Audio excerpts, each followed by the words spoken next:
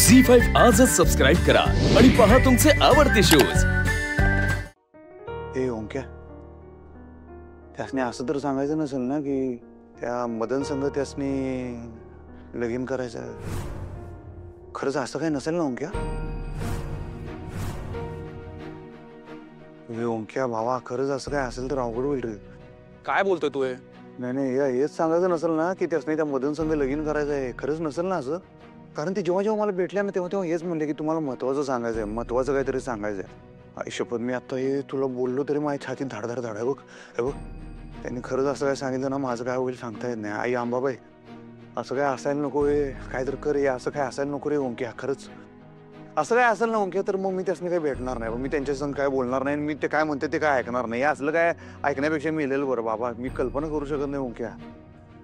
त्यांनी काडी मोडची नोटीस दिली वगैरे, ठीक आहे, चल त्यांच्या मनात राग असेल माझ्याबद्दल म्हणताना दिली असेल, समजून घेऊ शकतो मी, पण अगा हे असलं काय असेल ना, माझं काय खरं नाही बाबा ओंक्या। मग अरे तू असं कशाला बोलतोय? हा, असेल त्यांचं काहीतरी, आणि ते असं का बोलतील? त्यांचं तुझ्यावर किती प्रेम आहे माहिती आहे ना तुला। उगाच भलतेच ते विचार नको आणूस मनात। अरे मग काय महत्वाचं बोलायचं असेल त्यासनी? अरे असेल तुमच्याबद्दल काहीतरी महत्वाचं, त्यांना परत घरी यायचं असेल। हे बघ, तू पॉझिटिव्ह विचार कर, उगाच भलते चलते विचार मनात आणून टेन्शन वाढवू नकोस।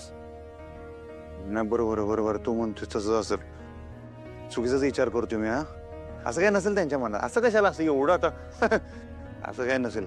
नाही, मी आपलं काहीतरी उगाच चुकीचा विचार करतोय। तेच तर मी तुला समजवण्याचा प्रयत्न करतोय। हा, बरोबर आहे बरोबर आहे, ते म्हणतात ते तसंच असेल। ते म्हणतात ना, ते रिकामं डोसकं असते ते सैतानाचं घर असते, माझं रिकामं डोसकं आहे, पहिल्यापासून लहानपणापासून रिकामच आहे म्हणा। म्हणताना हे असले सगळे निगेटिव्ह विचार माझ्या डोसक्यात यार। बरोबर आहे बरोबर, ते आता माझ्या संग नाही आहेत ना, त्या तिकडे माहेरी आहेत, मी इथं आहे, त्याच्यामुळे हे सगळं निगेटिव्ह इनकमिंग व्हायला लागले। आम्ही एकदा भेटलो बोललो की मग सगळं सुरळीतच होणार आहे। बरं, तुला बी असं वाटतंय ना? नुसतं मुंडी आलू नको, मला मनापासून सांग। अरे खरंच मला असं वाटतंय। वाटायलाच पाहिजे, बरोबर आहे। आता बघ, बघता बघता हे शाळेचा बी विषय निकालात लावतोय आपण, सगळं सॉल्व्ह होते शाळेचा प्रॉब्लेम, तसा आमच्या दोघांच्यातलं बी होणारच की, आहे की नाही? सगळं सॉल्व्ह झालं की त्या घरला येऊ देत, बास, माझं काय दुसरं म्हणणं नाही, समजते ना अंबाबाई? भावा, आता तू बाकी कसलंही टेन्शन घेऊ नकोस, त्यांना आधी घरी कसं आणता येईल याचा विचार कर।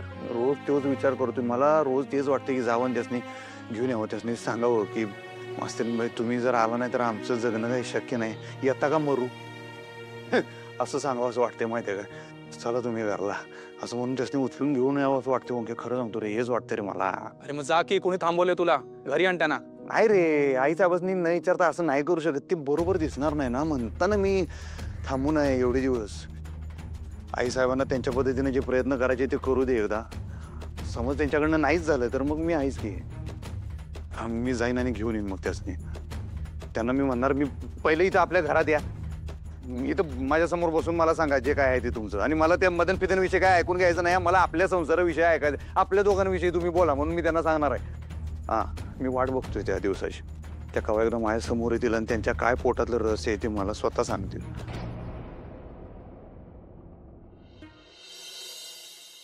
आपल्या संसारासाठी लय काय काय करायची इच्छा आहे मास्तरीनबाई, लय रंगीबिरंगी स्वप्न बघितली होती हो।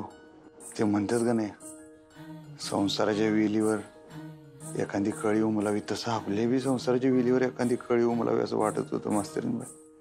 तुमच्यासारखी गोड गोड नाजूक एखादी परी यावी आपल्या संसारात, बिरबिरत राहावी सगळ्या घरभर, आपलं आयुष्य असं भिरकट करून टाकावं तिने सगळा पाऊस आल्यावानी, असं लय वाटत होतं मास्तरीनबाई। आता सगळं कसं होणार हो? अर्ध्यावर सोडून गेलासा आणि हसताय फोटोत आमच्याकडे बघून, असं कुठं असते? मजा आलती मास्तरीनबाई, आपण थायलंडला गेलो तेव्हा फोटो काढ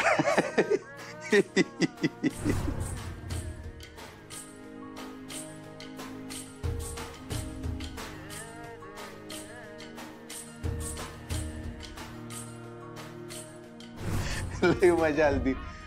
काय काय गेलं नाही थायलंडला गेल्यावर आपण, काय पण म्हणा, लय सोनेरी दिवस होती ती।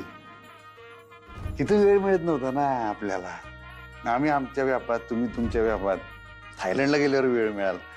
किती किती विषयांवर बोललो नाही आपण, लय गप्पा मारल्या, असं करू तसं, फार पोराबाळांपर्यंत बोललो। आणि चेष्टा नाही मास्तरीनबाई, खरं सांगतो, तुम्ही तिथं गेल्यावर आम्हाला म्हणला की तुम्हाला मूल दत्तक घ्यायचं आहे। दत्तक घ्यायचं आम्हाला काहीतरी वेगळंच वाटलं.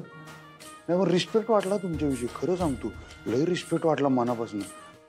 कारण तोपर्यंत असा काही विचार आमच्या मनाला का आयुष्यात शिवलाच नव्हता हो. असं बी असतंय. लय वेगळ्या वाटलं होतं तेव्हा तुम्ही आम्हाला. आम्ही तुमच्यासाठी ते बी करू बरं काय. तुम्हाला जे पाहिजे ते सगळं करू. तुम्ही फक्त सांगा तुमच्या मनात काय तेवढं सगळं करू. पण त्यासाठी तुम्ही तर या तर, इथं आमच्या समोर बसा तर, असं सांगा तर. अजिबाती हे तुम्ही फक्त असं बोट ठेवायचं, ती गोष्ट आम्ही तुमच्यासाठी करतो. पण त्याच्यासाठी तुम्ही यायला पाहिजे ना मास्तरीन बाई. जाऊन बसलाय तिकडे येड्यावानी, काय कळते का तुम्हाला? लई त्रास होतो, लई त्रास होतो, तुम्हाला सांगू शकत नाही.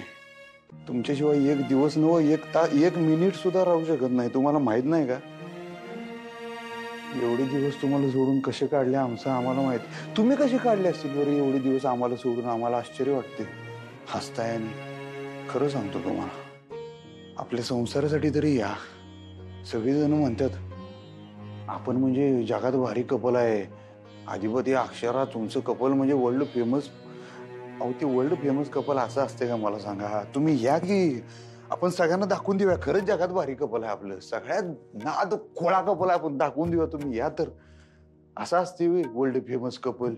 हा तुम्ही तिकडं आम्ही इकडं माहेर जाऊन बसलायचा.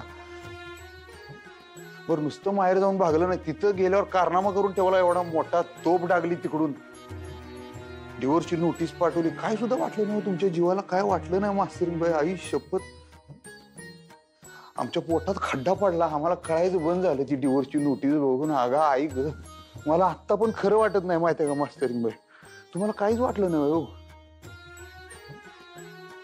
लय धक्का बसला होता आम्हाला. अजून बी बसलाय, त्या धक्क्यानं काही सावरलो नाही. जावा तुम्ही, तुमच्या संग बोलायचं नाही आम्हाला. तुमची ती डिवोर्सची नोटीस बघितल्यावर पायाखालची जमीन सरकणं म्हणजे काय असतं लोक म्हणतात आम्हाला त्या दिवशी कळलं. लई राग येतो तुमचा इकडे बघा, लई राग येत होता. मी आपल्या स्वतःलाच विचारत होतो हे कसं काय केलं बरं आमच्या मास्तरीन बाईंनी? तुम्ही कसं कायच केलं मला सांगा. त्याच रागापोटी मी म्हणलं ठीक आहे तुम्हाला पाहिजे ना डिवोर्सची नोटीस पाहिजे ना, देऊन टाकतो म्हणलं. तुम्हाला जे पाहिजे ते आम्ही देऊ म्हणलं. एका सेकंदाच्या आत देतो म्हणलं. छापकाना लावतो इथं घरात.